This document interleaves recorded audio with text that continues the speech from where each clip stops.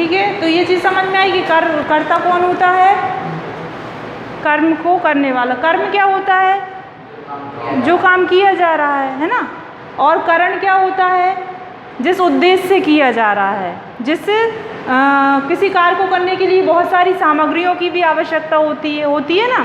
तो जो सामग्री हम यूज़ करते हैं उसके लिए करण का प्रयोग किया जाता है। से के द्वारा, मतलब किसी सामग्री के द्वारा, किसी उद्देश्य के द्वारा वह कार्य किया जा रहा है संप्रदान के लिए। आप किसी उद्देश्य के लिए करते हैं, जैसे कोई भी कार्य करेंगे तो उसका लक्ष्य तो होगा हमारे पास, है ना। तो वो लक्ष्य के लिए का प्रयोग होता है। अपादान से अलग। अब जब हम कोई कार्य करते हैं तो उसमें कुछ चीज़ें अलग होती हैं, मतलब किसी चीज़ का अलग होना अपादान से अलग। जैसे कि हमने कह दिया पेड़ से पत्ते गिर रहे हैं, तो पेड़ से पत्ते गिर रहे हैं, पेड़ से पत्ते क्या हो रहे हैं? अलग हो रहे हैं। तो उसके लिए कौन सी विभक्ति का प्रयोग होगा? ये अपादान कारक का। ठीक है। संबंध, किसी का किसी से संबंध होता है, जैसे कि राजा का पुत्र, है ना, राजा का मंत्री। तो जहाँ संबंध होता है वहाँ पर का, की, के, रारी का प्रयोग किया जाता है। अधिकरण, मैं पर, किसी स्थान पर, किसी समय पर, उसके लिए ये चीज़ें। अब ये समास में इनका बहुत महत्व होता है। आप जब तत्पुरुष समास पढ़ेंगे, अव्ययी भाव तो आपको समझ में आ गया, उसमें लिख दिया कि पहला पद जो होता है वो अवयव होता है, दूसरा पद संज्ञा, विशेषण या क्रिया विशेषण होता है। ठीक है। लेकिन तत्पुरुष समास जो होता है, तत्पुरुष समास में ये द्वितीय कारक, मतलब कर्म से लेकर, ये नहीं होता, कर्म से लेकर अधिकरण तक सारी विभक्तियों का प्रयोग किया जाता है। द्वितीय तत्पुरुष होता है, उसमें को का प्रयोग होगा। तृतीय तत्पुरुष में से का होगा। चतुर्थी में के लिए होगा, है ना। तो वह उसमें अलग अलग ही शब्द होते हैं और अलग अलग उसमें डेफिनेशन होती है। इसलिए सबसे ज़्यादा कठिन होता है तो तत्पुरुष समास ही होता है, उसको पहचानने में बहुत ज़्यादा दिक्कत आती है। तो हम उसको कैसे पहचानते हैं? देखिए, सबसे पहले देखो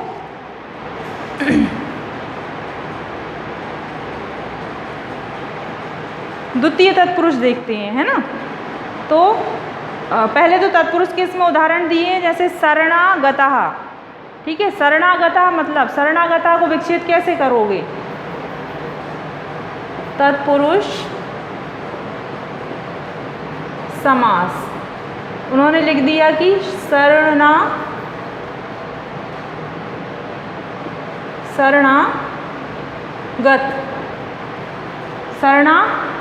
अब इसको आप विच्छेद कैसे करोगे? विग्रह कैसे करोगे? शरण, पहला पद क्या दिख रहा है? शरण, है ना। शरण मतलब होता है आश्रा, किसी के उसमें चले जाना, है ना। गत मतलब गया, तो क्या कर देंगे हम इसको? शरण को प्राप्त, किसी की शरण में आ गया, मतलब किसी की शरण में ये आ गया, तो शरण को प्राप्त। कर्ता ने कर्म को शब्द आ रहा है इसमें, तो ये कौन सा तत्पुरुष है? ये द्वितीय तत्पुरुष है ना। कौन सा तत्पुरुष है? द्वितीय तत्पुरुष है। ये चीज़ आपको याद रखनी है। चाहो तो आप जो आपकी हिंदी की कॉपी है उसके पीछे कारक लिख लो। ठीक है। हम बता रहे हैं ना, विच्छेद करके ही तो। संस्कृत तो आपकी है ही नहीं। हाँ, अब देखो इसके और देख लो। वैसे तुलसी कृत, उन्होंने लिख दिया तुलसी कृत। कृत का मतलब होता है रचा हुआ, लिखा हुआ, रचना की हुई, है ना। तुलसी स्पष्ट समझ में आ रहा है? आ रहा है ना। तो तुलसी द्वारा रचित, क्या करेंगे इसको अपन? तुलसी द्वारा रचित। अब इसमें देखो कौन सा तत्पुरुष आ रहा है? क्यों? से द्वारा, तो कौन सा है वो? कर्ण से द्वारा, है ना। तो तुलसी द्वारा मतलब किसके द्वारा लिखा गया है? ये तुलसी के द्वारा लिखा गया है। तो इसमें थर्ड मतलब तीसरे नंबर का जो है तत्पुरुष, तृतीय तत्पुरुष इसमें आएगा। फिर देखो अगला, ये लाइन से दिए हुए हैं उसमें सत्याग्रह। सत्याग्रह को कैसे विकसित करोगे? सत्याग्रह बताओ। सत्य को अलग कर दो, आग्रह को अलग कर दो, क्या हो गया? सत्य के लिए आग्रह, है ना? सत्य के, बिल्कुल स्पष्ट समझ में आता है, विच्छेद करने में कोई दिक्कत नहीं है। दो शब्द दिए, आप उनको अलग अलग करके देखोगे तो उसका कुछ ना कुछ तो मीन्स निकलता है, और जो वो मीन्स निकलता है उसके आधार पे हम इनको विच्छेद या विग्रह कर सकते हैं, है ना? तो सत्य के लिए आग्रह, ठीक है। इसमें कौन सा आ गया? चतुर्थी तत्पुरुष आ गया। अगला देखिए, ऋण मुक्त। ऋण मुक्त, इसको कैसे विच्छेद करोगे आप? ऋण से मुक्त, मतलब ये ऋण से अलग हो रहा है ना, मतलब ऋण से उसको मुक्ति मिल रही है तो वह अलग हो गया उससे, तो क्या करेंगे? ऋण से मुक्ति, ऋण से मुक्ति, तो इसमें आ गया पंचमी तत्पुरुष, ठीक है। अगला देखिए, सेनापति। मिटा दें, ये नोट तो नहीं करना, बुक में ही है आपके ये।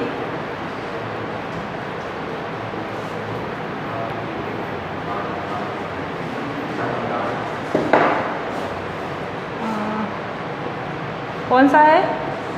5th नंबर का है ना, सेनापति।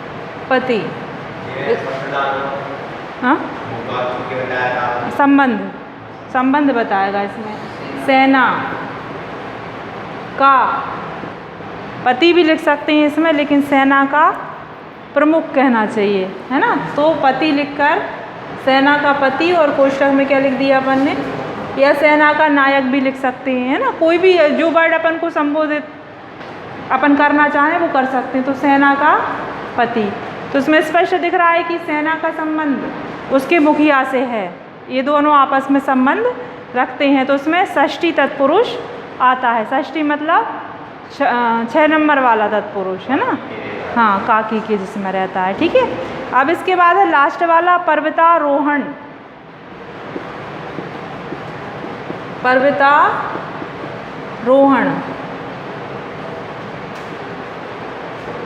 बताओ। पर्वत को अलग करो, आरोहण को अलग करो, तो क्या हो जाएगा? आरोहण मतलब होता है चढ़ाई करना, चढ़ना, ठीक है। तो पर्वत पर चढ़ना,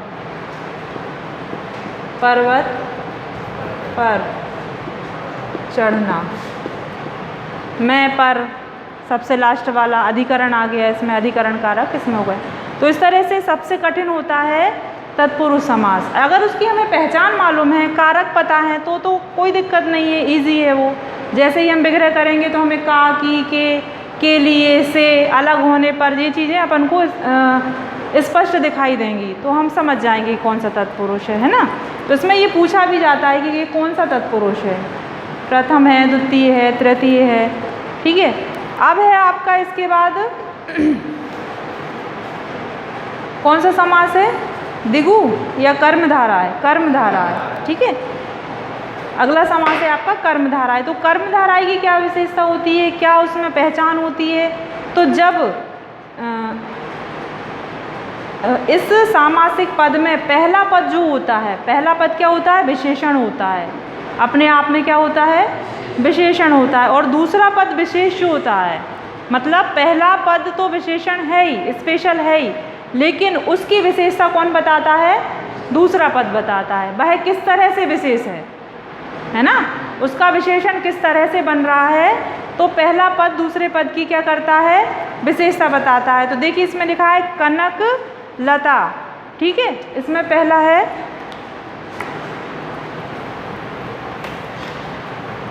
घर जाके एक बार और पढ़ेंगे आप, ये फिर आएगा समझ में, ऐसे नहीं आएगा कि हमने समझा दिया हो गया बस। कर्मधारय समास, ठीक है। तो उन्होंने लिखा है इसमें कनक लता, कनक लता। तो कनक के समान लता। अच्छा, इसमें देखो पहला दूसरे का वो नहीं है कि आगे वाला पद इसमें पहला कहलाएगा। इसमें एक पद दूसरे पद की विशेषता बताता है, चाहे भाई आगे लिखा हो या पीछे लिखा हो। इसमें ऐसा कोई सीरियल नहीं है कि पहला पद ही विशेषण होगा। मतलब एक पद दूसरे पद की क्या करता है, इसमें विशेषता बताता है। तो कनक के समान लता। अब ये लता है मतलब बेल है ना। कनक मतलब होता है सोना, ठीक है। तो लता कैसी है, सोने के समान है, सोने के जैसी चमक रही है। तो ये इसकी विशेषता है, विशेषण है इसका।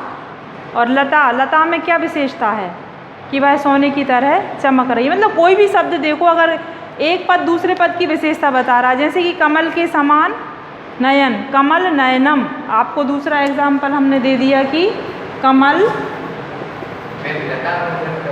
लता मतलब बेल होता है। बेल समझते हो, जिसमें आपने देखा होगा लौकी गिलकी की बेल लगती है, तो वो लताएं कहलाती हैं, जो कमज़ोर होती हैं। चिलिम्बर बोलते हैं जिसको इंग्लिश में, है ना। तो जो कमज़ोर होती हैं, जो अपने सहारे पे खड़ी नहीं हो सकती, जिनको दूसरे का सहारा लेना पड़ता है, तो वो लताएं कहलाती हैं, है ना। तो लता, लता कैसी चमक रही है, कनक के समान, सोने के समान। कमल नयनम, हाँ, कमल के समान नयन या नयन, ठीक है। नयन कैसे हैं, कमल के समान। मतलब किसी से उसकी वो तुलना की जा रही है, तो वहाँ पे कौन सा समास होगा, कर्मधारा है। जैसे कि घनश्याम, घनश्याम को कैसे विकसित करोगे, घन के समान श्याम। घन, घन मतलब क्या होता है, बादल, बादल काले होते हैं, तो घन के समान श्याम। श्याम कैसे हैं, काले हैं। कैसे हैं, काले हैं, है ना। तो चंद्रमुख, चंद्र के समान मुख।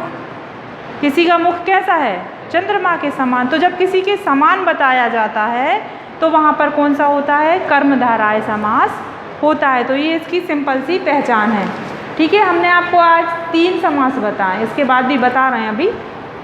पहले की क्या पहचान बताई है, अव्ययी भाव की क्या पहचान होती है ना।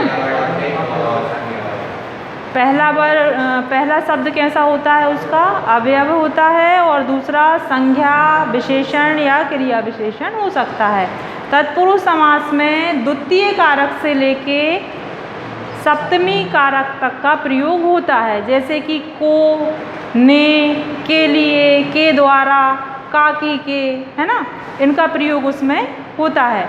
तीसरे में कर्मधाराएं में किसी के समान तुलना की जाती है, किसी की विशेषता को बताया जाता है, तो वहाँ कौन सा समास होता है, कर्मधाराय समास होता है। अगला देखिए द्विगु समास, सबसे आसान है ये, सबसे सरल है, मतलब पढ़कर ही इसमें समझ में आ जाता है। तो इसमें पहला पद कैसा होता है, संख्यावाचक होता है ना।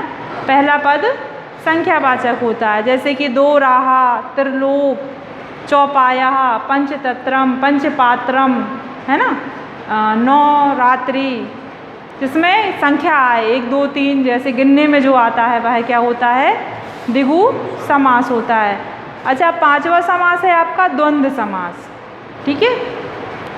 तो द्वंद्व समास की विशेषता होती है कि द्वंद्व समास के दोनों पद प्रधान होते हैं, दोनों पद प्रधान है, सामासिक शब्द के बीच में योजक शब्द लुप्त हो जाता है, ठीक है। दोनों पद प्रधान होते हैं, लेकिन दोनों पद कैसे होते हैं, संज्ञावाची होते हैं। संज्ञा समझते हो, संज्ञा हमने बताया आपको।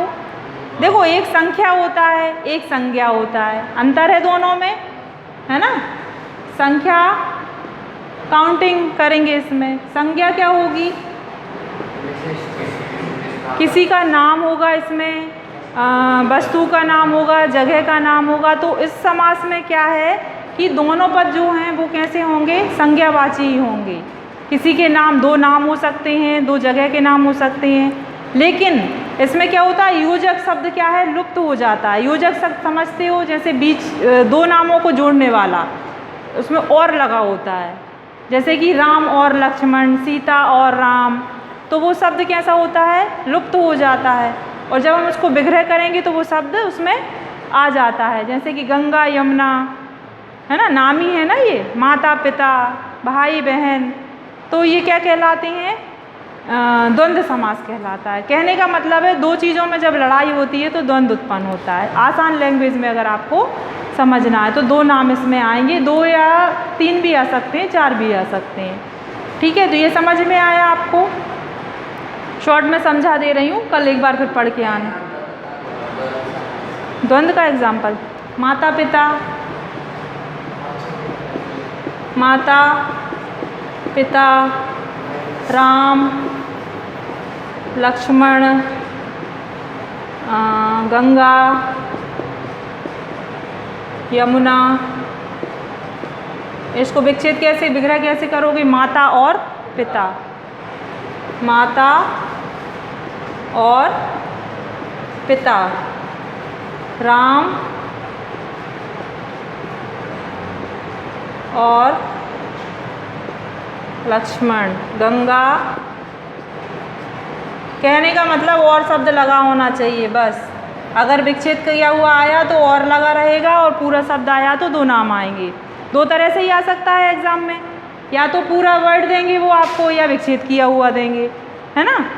तो विच्छेद करके इसमें आपको सही गलत भी पूछ सकते हैं, वो कहीं भी दे सकते हैं। ऐसा नहीं कि समास स्पेशली आपको लिखा आएगा कि ये समास आपको लिखना है या कुछ, ऐसा नहीं। वो जो सही गलत आते हैं ना, रॉन्ग राइट, उसमें भी पूछ सकते हैं। आपको एक शब्द लिख के दे दिया कि ये दिगु का उदाहरण है, तो क्या आपको ये दिगु का लग रहा है, काय का है, कर्मधारय का, तो आप उसको गलत लगा दोगे। अगर आपको पहचान होगी तो, नहीं होगी तो सही कर दोगे, है ना। हाँ, ऐसा ही होता है, ठीक है, तुक्के लग जाते हैं उसमें। तो द्वंद्व तक समझ में आया। अब लास्ट है आपका बहुव्रीहि। तो बहुव्रीहि की क्या पहचान होती है, देखो इसमें एक शब्द होता है दशानन।